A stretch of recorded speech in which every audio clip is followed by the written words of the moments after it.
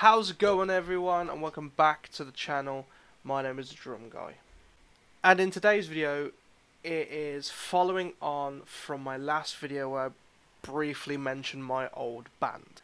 So I mentioned in my last video that an album that my band 7 years ago worked on has finally been released, because me and the guitarist slash vocalist discussed about putting it out there and not having it just live in files on computers and just never being heard. Obviously, the album was unfinished. There are parts that are missing. There are songs that aren't as mixed and recorded as strong as others, and it sucked that it never reached the full potential that we wanted it to be. In this video, I thought I would do like an album breakdown type thing and discuss some moments for certain songs, and we'll go through each kind of song. So this might be a bit of a longer video. I mean, the album in total is about 28 minutes, so this might be a longer video. So if you're interested into hearing to what some of the songs sounded like, then let's stick around. But if you want to check out everything, then you can also go check out my friend's Twitch, which is Jarvis Jinx, I believe, Jarvis Jinx. He did like a album release stream where he went through the entire album, and then he listened to the songs that featured on our EP Sincerity, and then he also went through a lot of the old band footage. So if you want to go check all that out, then by all means go and watch his VOD from that. You can see what he has to say in his perspective on things. But this is from what I remember, and my take on things, more from like the drumming standpoint. And I thought I really want to give this album its credit. So we're going to go through the songs, so buckle up in for the ride as we go through Dancing for Royalty. So we're going to begin with the first song. So the first song on the album is titled Jester, and I will play it right now. So I'll play it and I'll speak about it whilst it's playing in the background. I'm hoping my levels are correct. So they look alright. So as you can see, well, as you can hear, Jester is a circusy themed song. We really wanted to have a song that had this theme to it, and to be honest, I'm not really sure if we actually had the intention of the album to be sort of focused around this song. I mean, like, the artwork is a Jester and some circus theme. I can't remember at this point when we were writing the song if we had that intention, but Jester ended up becoming, in my opinion, one of like the heavier songs that we wrote. I remember this double kick pattern that I play in the verses. I really struggled to play it when I was learning it. I don't know why. But I know I wanted it to have like a trashy sound, and I didn't have any stack cymbals, kind of like what Matt Halpin uses in like Icarus Lives and stuff.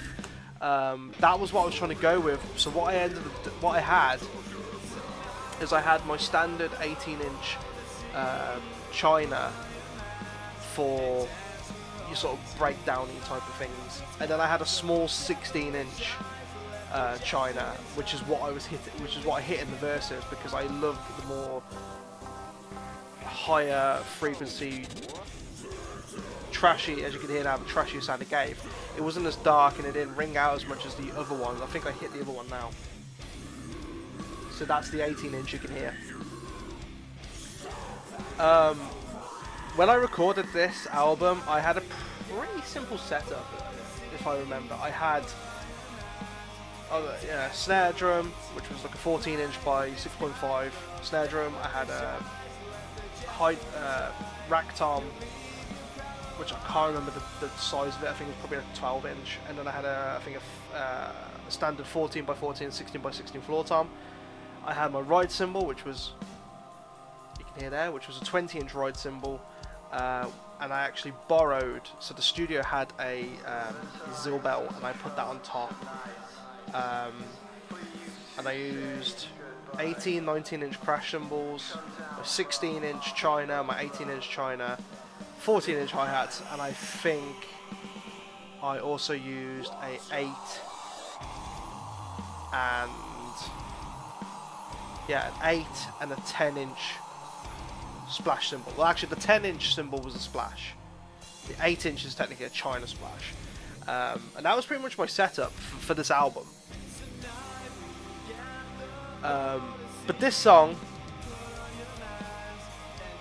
turned out to end up being one of my favourites. I love the intro, but it was a shame because this song never really got the circusy fanfare that we originally had. So Jarvis wrote the circus fanfare on his computer, and it had a lot more to it, like horns and proper like orchestra type orchestration, I should say,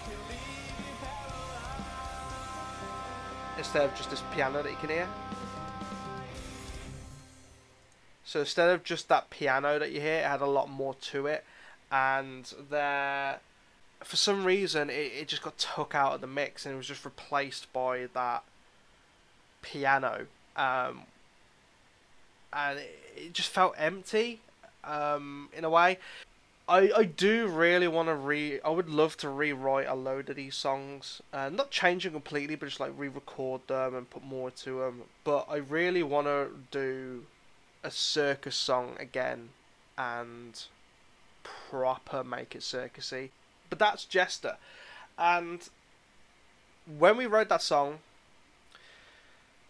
when we were recording it, I think were starting to be like, okay, the album's going to be based around the song. And I think the original idea was to have the album named after the song. So the album was just going to be called Jester. Also, I do apologise, I am still ill, so I'm drinking Lemsip.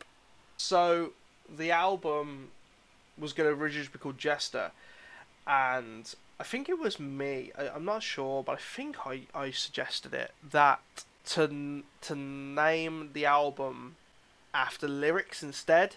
But yeah, it turned out to end up being one of my favourite songs. I loved playing it live. So moving on to the next song. So this song is called I Don't Care. Now this song is actually the first song that we wrote as a band, pretty much. I mean, there were songs we wrote before that just were crap and never made the cut, and it was like us just exploring writing. It was like the first songs we ever wrote. But in terms of an actual full-fledged song we were happy and we performed live, it's this song, and we class this as the first song we wrote. Which is weird because it didn't feature on Sincerity. It features on the second release that we did. So after 8 years, the song finally got released. I'll just play it now.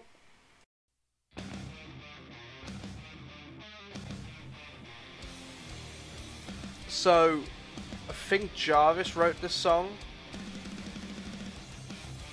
and this was definitely more of a, I don't know, every time I hear this song I feel it's more of like in terms of drumming, I think I was definitely more Black Veil Brides inspired. I don't know why, but the way the drumming is, there's like a lot of like fast, intricate double kick parts and whatever, and the drummer CC at the time, I think the first 3 albums were out, I did a lot of these type of flair things. I don't know why, that's just what I get in my head. I loved this song. It has one of my favourite breakdowns in it. The song is about basically people talking smack and you don't care, which a lot of people did about us as a band. But more so because Jarvis wrote this song, and I think he wrote this when we were still in school, and I think a lot of people said that him trying to ban wouldn't amount to anything, or wouldn't, you know, I'm not going to go too much into it because it's right for him to explain, but I think he got a lot of shit, and the band did get some shit as well, but this song was like, oh, fuck you, in terms of our answer back to these people. Kind of like 4 Words to Choke Upon by Bullet from the Valentine. We wanted that, like, that type of vibe. And this is the breakdown.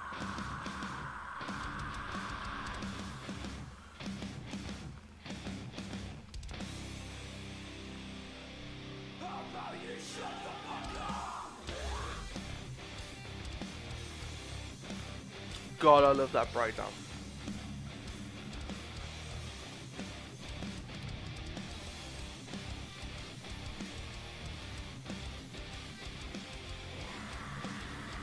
So I just had to listen to that. We actually wrote a few different versions to this. This is like the final version, so we added a solo into it.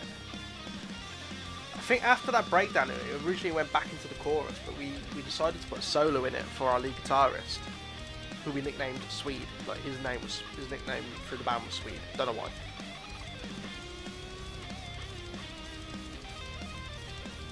But he was just a phenomenal guitarist. You can see him in the band. He's in a band now called Colosseums.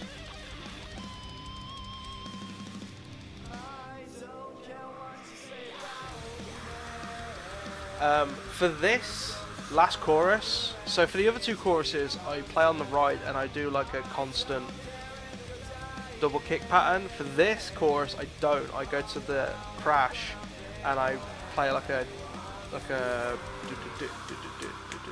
type beat. And I think it was because I hated doing that beat. It was like too slow for me. I hated it for some reason. Kind of like the drum beat in the chorus to Tears Don't Fall. Like, I don't know, I just didn't like it much. I just didn't like it much, so for the last chorus, I just ditched it. But I think I tried to play it off as like, oh, it's the last chorus, want to make it sound a bit more buildy-uppy, so I did the other beat, and I just played it off as that. And then we finished off with the breakdown, so the breakdown was something that we added as well. So originally, I think the song finished on the chorus, but then we thought, well, what if we, like, finished... Well, what we thought people would be the end of the song, and then we come back in for the breakdown.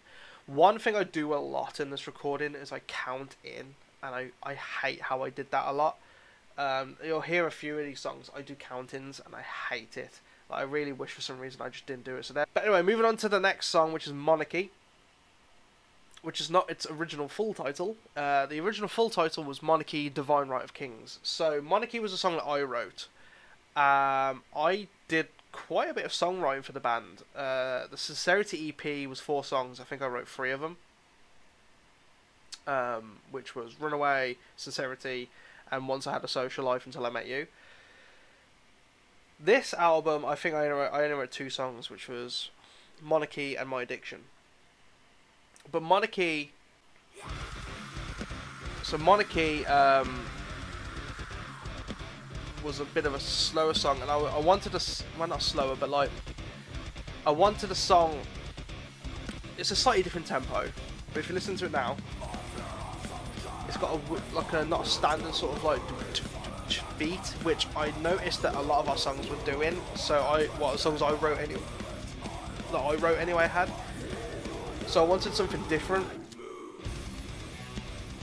So I did this, and I was listening to a lot of like Blessed to Fall at the time, and I have a song that sort of has the similar, but he throws in a lot of like intricate fills, and I didn't do it for this because this song was a pain in the ass for me to record because I hadn't fully fleshed it out. So a lot of these songs were already pretty much there when we went into the studio, apart from 1 or 2. But this one, the guitarists, the vocalists, they had no idea what the song was going to be. The other songs, we already had some idea of what it was going to sound like. But this, I I was writing it, and I remember recording. I actually remember specifically once I was playing it, and the producer stopped it because when I got to like the verse part, the tempo didn't match the metronome because I'd slightly changed the timing. I didn't intend to, but it's because I was figuring it out in my head as I was playing, and I actually recorded, I think, like 4 different versions where I changed things, especially come like the middle 8 section, because I had no idea what the song fully was in my opinion, and I actually got told by the producer. I said, right, pause this song for now, work on these others, and go and actually write your fucking song. I think he said. And I know, voice break, and I know as well, at some point, and I hope you don't mind me saying this, me and the lead guitarist Swede actually had an argument about this song.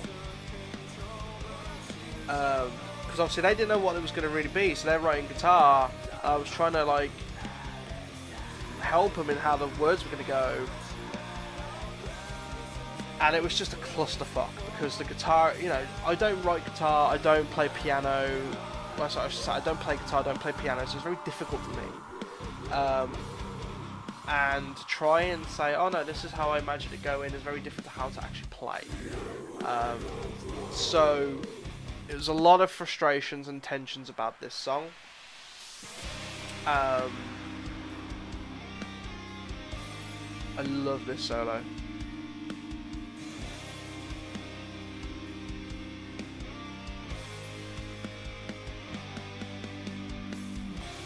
Love it. So yeah, there was a lot of tension, and I actually remember storming off. So the studio had like 3 rooms. You had the actual like record room with the drums in. You had a room which had like all the computer stuff in, and there was like a chill out room, kind of like a smoker's room. And at the time I used to smoke, so I sodded off and I went into this room and just had to get away from everyone. And the producer came in and we sat there, and he spoke to me about, because me and the guitarist had an argument. See, I'm just quickly, this is the perfect point where there's like bits missing from the last chorus. But he sat me down and we spoke about it, and I said it's frustrating because I was trying to write this song, and I think I got told like just it was out of anger that the song's crap, scrap it. And I was like, it hurt because it was the song I was writing. We persevered, we got through it. Producer pulled us together to work on it, and it became what it is now. But yeah, if you look, it's just called Monarchy. Like I said, the full title originally it was called Monarchy, the Divine Right of Kings. So the whole point of the song was, you've got these people who in your life, whether it be a boss, parent, friend, relationship, whoever, and they think they're like so above you and they can tell you what to do, and you don't want it. You know, you've had enough, and you need to you want to take control back of your life again. So now we come to the next song, which is called Massachusetts Lawnmower Kerfuffle, or M.L.K. for short. So this song, wow. So this is probably my least favourite song, not for how it is, because this song was the only song on the album that was wrote by our lead guitarist. So I don't hate it because he wrote it, or I don't hate it because of whatever. I hate it because I feel my drumming is really not up to what I wanted for this song. This was like a different style. It was a more technical style song. And if I just play it, like this intro bit I think sounds okay, but then as it goes on I feel like my kick work is really crap. I was trying to play like Periphery style, and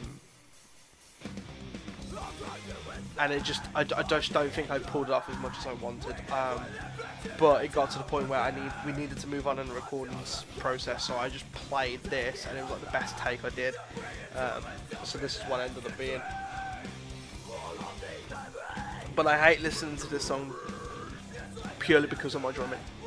I'm not happy with it. But talking about, so the title of the song. So when we were recording the EP, Sincerity, we came up with this joke. So I was like, so we had ideas to create just stupid song titles.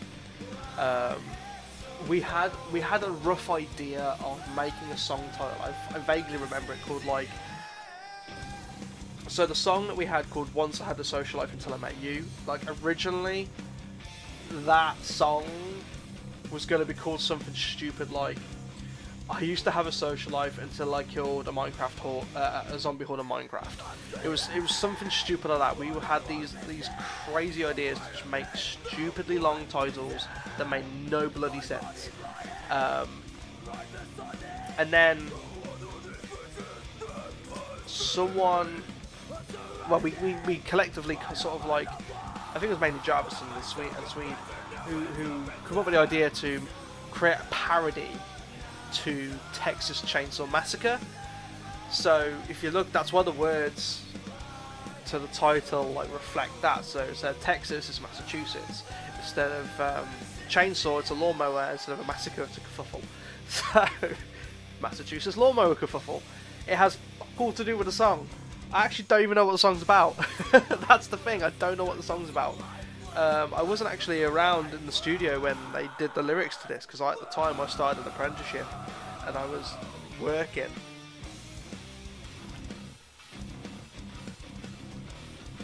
I really hated it because after my drumming parts were done, there was a lot of moments in this recording process I wasn't there. Like the guitar, like my bits have been done. I think we did 2 or 3 days. I think it was 3 days of drumming, or 2.5 days of drumming, and the rest was like guitars and vocals. And I wasn't there that often for the rest of it. There's some vocal parts you can hear me. Like in Jester, I have some vocal parts. In My Addiction, I have some vocal parts, and Mother's Rosario, I have some vocal parts. I think Monarchy I do as well, but you can't really hear me. But I wasn't around for a lot of the other stuff after the drums because of work. So I have no idea what I'm still to this day I have no idea what the song's about. But the title doesn't reflect it. It's just a stupid title. But we called it M.L.K. for short.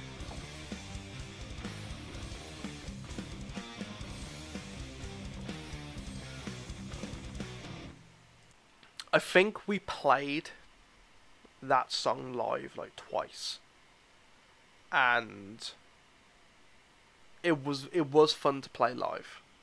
And I threw in this really cool tom section at the end of the song that I wish I recorded, but I only did it I only ever did it once in a live show, and it sounded sick, and I wish I did it in a recording.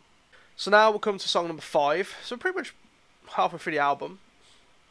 So song number 5, Tempered Strings. Tempered Strings is probably one of my favourite songs on the album. It's definitely it's definitely mixed the best. You'll hear a complete difference going from Tempered Strings to go into My Addiction. Like in terms of mix and mastering, it's so fucking different. But Tempered Strings was done really well in my opinion. This song was a bitch for me to record because this song I barely knew. Jarvis wrote this song. I won't go too much into what it's about because I think it's very personal to him. Same as Mother's Rosario. But this song was a bitch. And I remember I had to have Jarvis. So my drum kit, for example, let's say, my drum kit was facing this way. And there was a sofa or a chair or something by the wall, and he would sit on this chair facing me, and I would play the sections, and I think he had like a piece of paper that had like intro, verse, chorus, pre-chorus, or whatever it was, He'd point. He could tell it from my drumming, or I'm not sure if there was a way that we managed to hook up for him to listen to the backtrack, the rough track that the guitarist did for me to follow to record. I'm not sure if he had it hooked up, and he would basically point to when it was going to change, so I could follow where the hell we were, because I didn't know this song that much. Listening to it now, it's so easy, but at the time I had no idea how this song was going to go, or how this song was going to sound. But I'll play it now.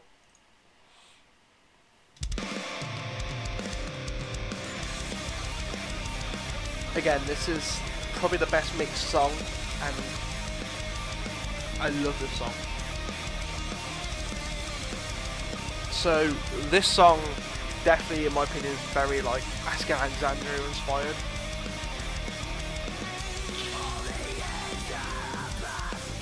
Also, I forgot, the main vocalist you can hear there, Joey, he's now in a band called Dead Mob, so go check that out. You can find him on Facebook.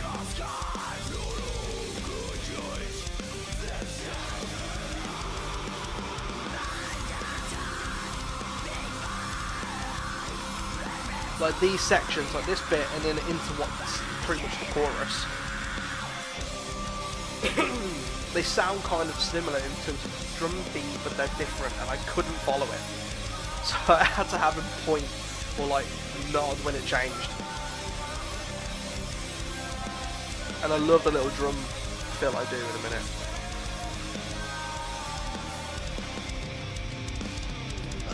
So it's like a ride hit and then a hi-hat and then into the song.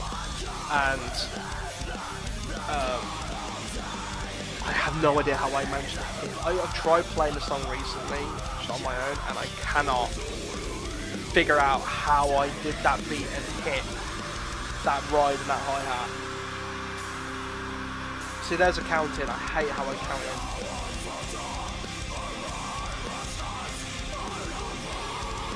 So you can hear the two different chinas there that I'm hitting. That's the 16 inch, and then I go to the 18 inch.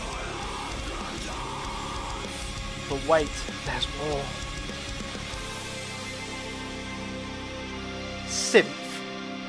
We did synth, and this slightly led to a little argument between us and the lead guitarist. He didn't like the fact of using simple dancey tracks. He didn't mind it in terms of like if we're playing and it's in the background, but here it's like just synth. But me and Jarvis really wanted the synth stuff, but then we come back in a minute.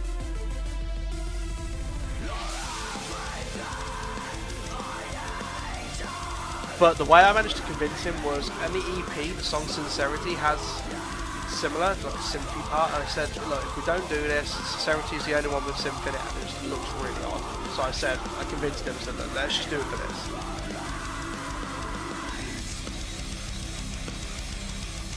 So, I don't know why, it's such a good song.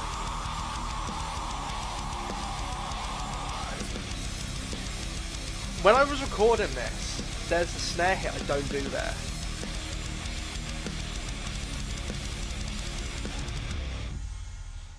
There's a snare hit I don't do that. I go ch ch ch ch, and I like don't hit the snare, and then I do like a duh and then into the beat.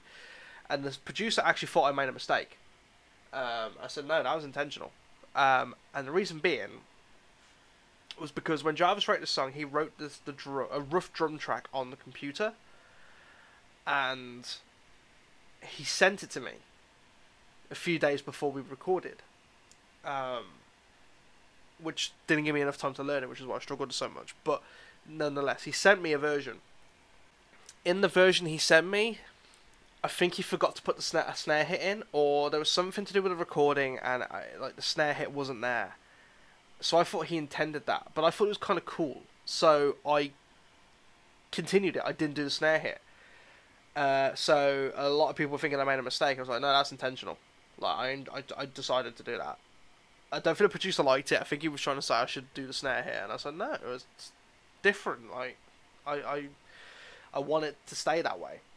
So now moving on to my addiction. So my addiction, one is it's a shame. This is probably the weakest track on the album. It's a very wordy chorus, and what we ended up doing is we did re-record. Well, we rewrote the chorus, made it simpler, and recorded it.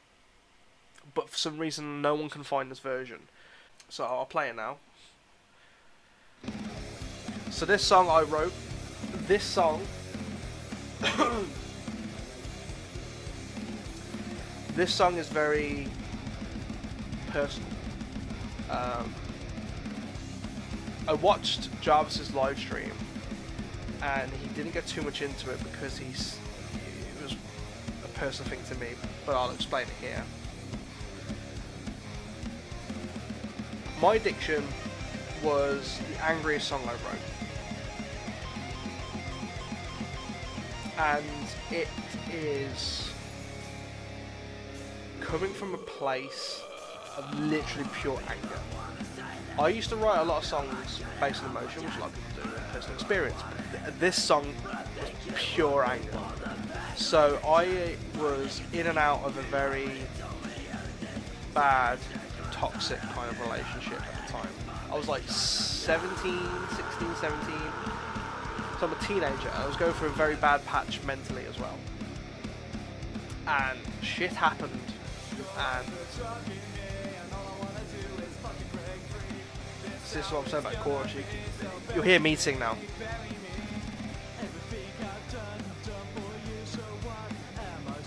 I just hate how it sounds. The premise of the song is knowing someone is bad for you, but you can't let them. You struggle to let them go because they are an addiction. So this song was pure anger, which is why it's like a faster song as well. I actually intended the song to be very like Slipknot inspired, sort of like fast scream verses and beat wise. And it just didn't turn out how I fully wanted it.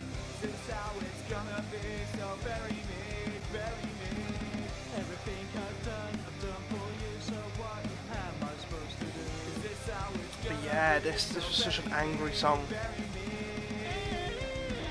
It sounds kind of cool, but yeah, it is such an angry song. Like, if you really like listen to it and pick apart the words, my god, it's angry.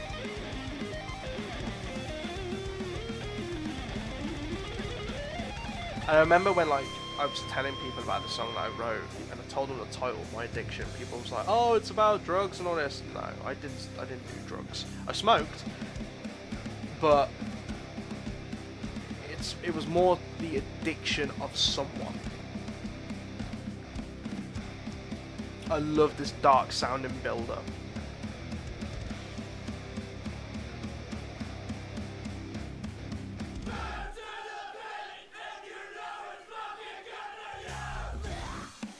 There's a bleh moment for all you metal fans out there. Everyone has to have a bleh moment.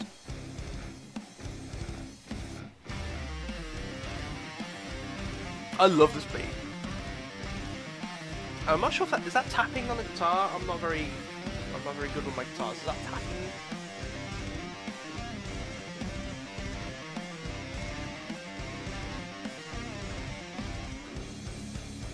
And then it kicks back in.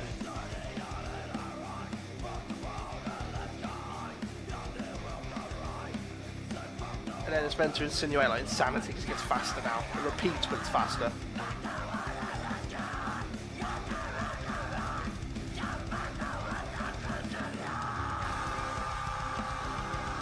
And then this is what I'm on about. So you can kind of hear the vocalist. There's a bit here, but it's not loud enough.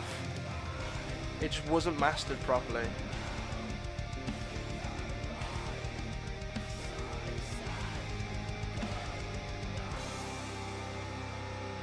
And if I leave it playing, you'll hear a little ding.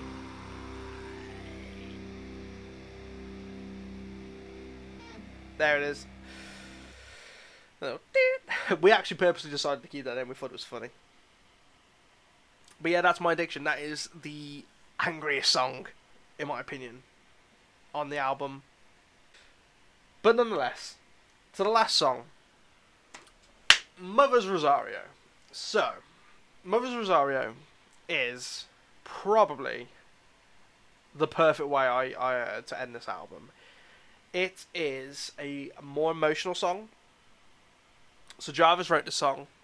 I don't really know what it's about. But it is an emotional song. It again is missing parts. I've spoken to Jarvis about it. I think it's fine, but he says there's parts missing. So I will always back him up and say, okay, well, there's parts missing then. And it's also the only song we wrote, well, recorded at least, that is in free time. So I'll play it now.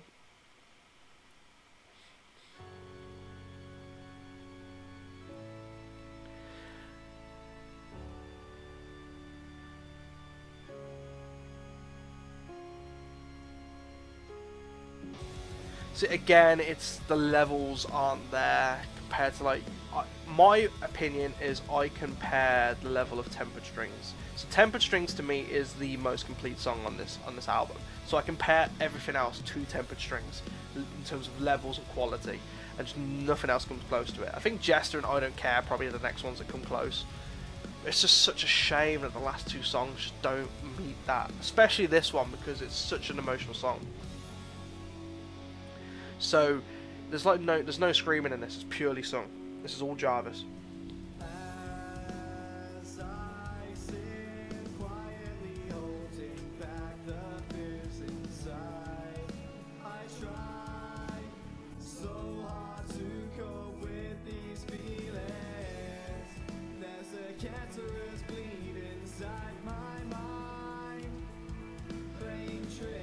I know he originally wanted me to do a bit more of a roll on the hi-hat, but the producer suggested not to because it was like too much, and he thought that the verses should be a bit more simple. So I did the standard beat, and I like it, but at the same time I wish I did a little bit more flair. And I love that tom section. But that, you'll hear it again in the second verse, but that tom section vocal part, I remember for some reason, like, it wasn't working in the original way it was meant to be sung. It was either the way it was to be sung, or how there's like too many words or something, or it sounded like not quite what it right. So the producer suggested to like rewrite not the lyrics but just how to sing, and I remember he had the iPad with the lyrics, and was all stood there just listening to that section on repeat, like this bit.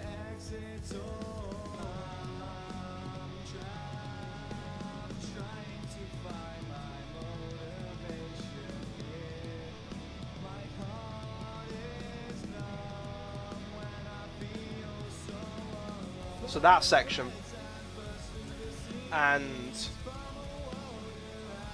I remember we was all staring at it, just obviously thinking of our own ways to do it, and that was what I came up with, and I said, I think I've got it.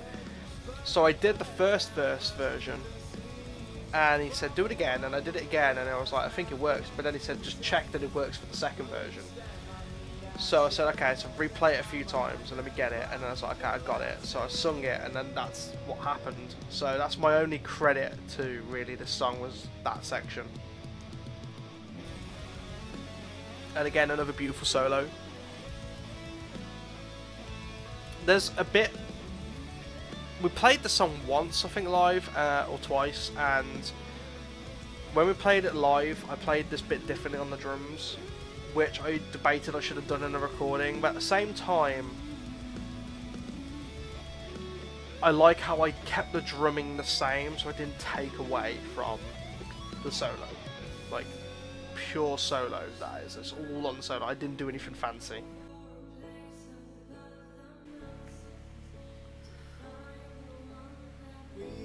So the vocalist there was actually a girlfriend of one of the members at the time.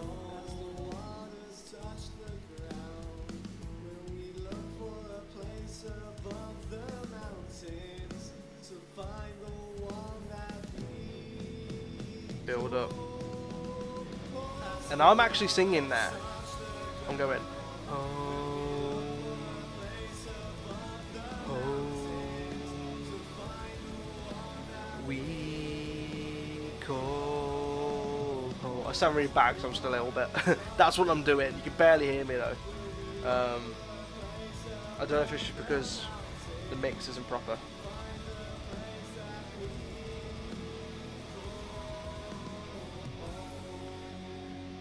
And I love this outro, so it's that build up and then it fades, it's just piano and bass.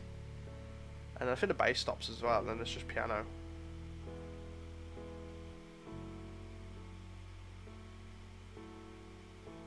Yeah, it's just piano now.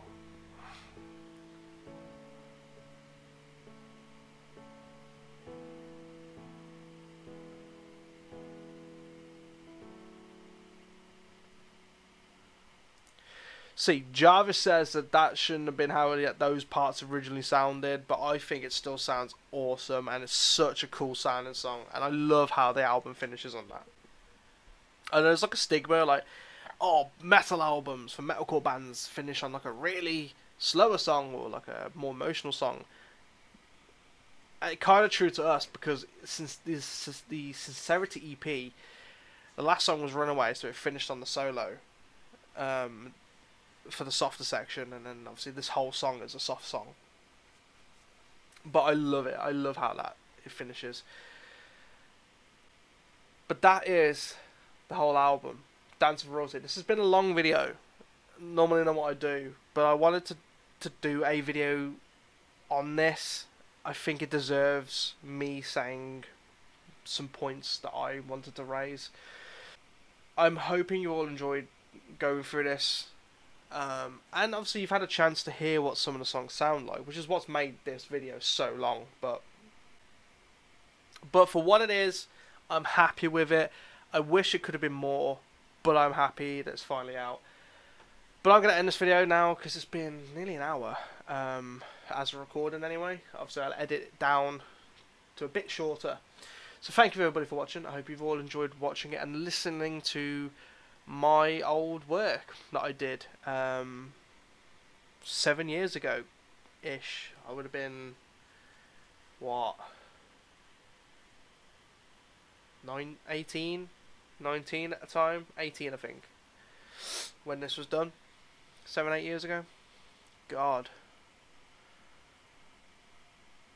wow, crazy. Comment down below if you want to hear me reminisce on any of my other old band stuff, like on the going through like old studio stuff. I think I might do that.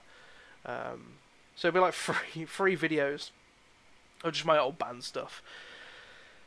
But I don't mind doing that.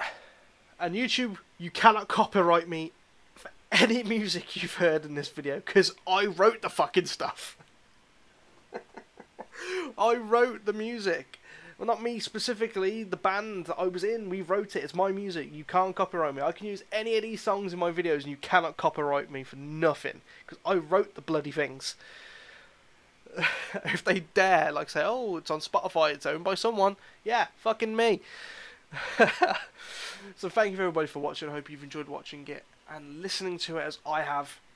My name is Drum Guy, and this has been Dancing for Royalty. Bye bye.